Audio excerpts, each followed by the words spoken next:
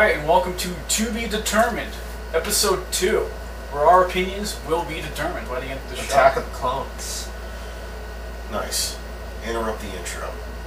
Douchebag. We should fire you. Episode 2's topic will be trades versus single issues. Now, these two have had the discussion longer than I haven't been a part of it. Your position is that you don't see why you should have trades if you already have the single issues? Yes, but I'm not opposed to the concept of trades. But you prefer single issues? My theory is if I've already bought half of a run, I wouldn't want to buy a trade after that because I feel like I'd be buying certain issues all over again, even if at a much greatly discounted price. The point is I'm still paying for material that I already own. So I'd rather just, find those issues. I know I might spend a little more in the long run, but if I've already got them, I might as well get them. But if it's something where I've only ever bought, like, say, an issue or two, and then I just stopped reading it or I couldn't read anymore, then yeah, of course, a trade is an optimal way, You get the first two issues, that's cool. But if I'm halfway through a run, you know what I mean? I want the comics.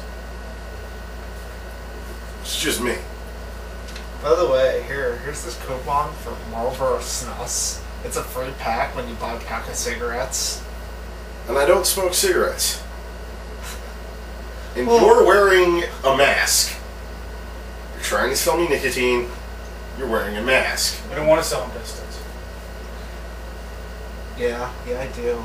By the way, I've got one of these ribs left from the last episode. You developed mouth cancer. I meant to ask you for You developed mouth cancer and you want me to eat it. I think one person with mouth cancer is enough on this show. Suit yourself. Hey, I'll eat that shit. Give me that. If I'm good at mouth cancer, I want from something I like. So now we're going to have two jawless people. I don't know how we're going to have a conversation. That's good mouth cancer. So what's your position on the singles versus trades? I prefer the trades, and usually I'd actually buy the trade after getting the single issues, just to have it all in one place, because I'm kind of disorganized. Now, do you think it makes a difference to the type of collector that prefers value in their collection? Well, if I prefer value in my if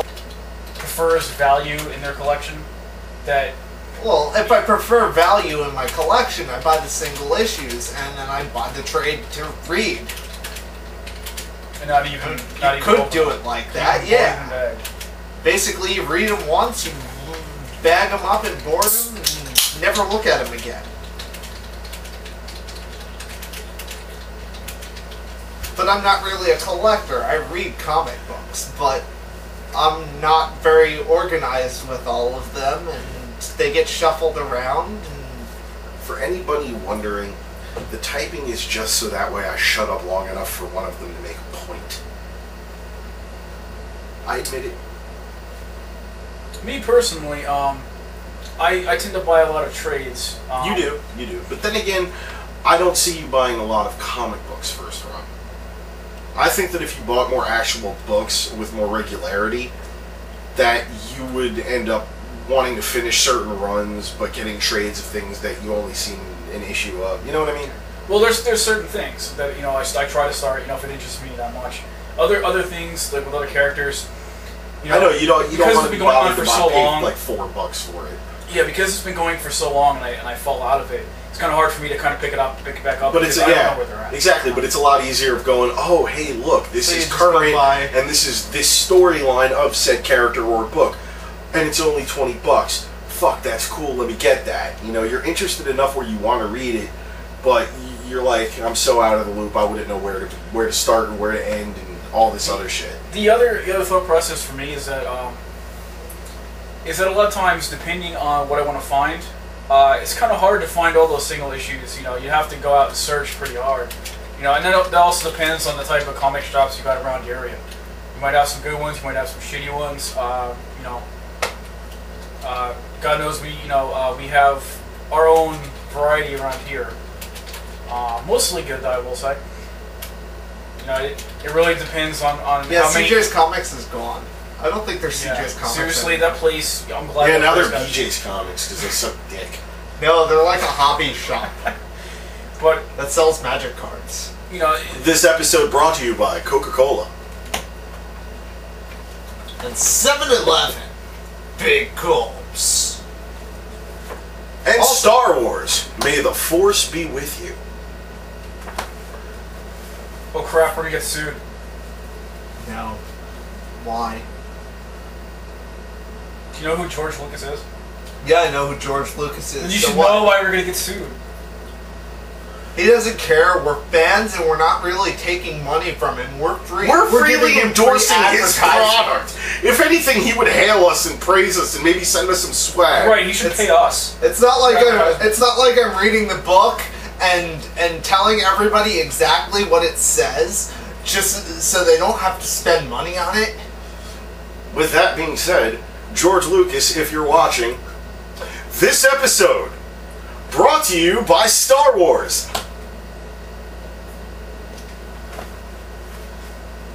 Moving on. To finish up my side of this, like I was saying, it's kind of hard depending on the arc you're trying to collect or the series you're trying to collect. It's hard to find a lot of issues. I know you can probably surf the 99-cent bins, dollar bins, and find what you're looking for. But if there's a trade, But to veer off topic just a tad, if you happen to be in the $5 DVD bin at Walmart, you will not find what you're looking for. You will, in fact, find 18.6 copies of Tupac Shakur within a 1 square foot radius of the bin. No, dude, those were all bought out by Netflix. which haunts him, by the way, because it does appear on Netflix to just further torment him. We don't know why it happens, but it does. It's one of those things that just is, No, those DVDs really aren't that prevalent in Walmart's Prevalent. bins anymore, because Netflix bought them all out and send them to people who actually want to rent it. Okay, off Thank topic. God. You're welcome. A little bit off topic, but to finish before I get interrupted again. Sorry. For me, a lot of times it's hard to find certain issues. So when I see a trade, mostly I do it for reading. I don't do it for the collecting value unless I decide to. Most of the time, I decide not to because I just want to read the story. I want to get into the story. And here's a trade. It's got story arc from point A to point D, and it's got a whole He bunch. doesn't go for the obvious point B. He goes for point D to be Yeah, different. because it has a lot in it. D for different. Oh, like one of those So- masterworks. But it has a lot, than just a single issue, and it's a lot, to read. So Hell, man, there are fucking storylines within Marvel, DC that are so big that they have like a few trade paperbacks devoted to them. That's Yeah, pretty. they do. Well, when you think, Blackest Night. yeah, when me, you yeah. think about it, that's pretty fucking beast. Where it's not, a run of comic books is put together in one trade, but there's so much in the comic books that it's put together in a series of trades. I mean, dude, if you were to try to put it all together in one issue, it'd be like fucking Merriam-Webster's dictionary. The Blackest Night. I would actually Hardcovers. buy that if they ever made a trade paperback the size of a big-ass Merriam-Webster dictionary. Who wouldn't want to have that monstrosity on their shelf? I mean, come on. Let's be real here for a minute. You would buy it. You would buy it.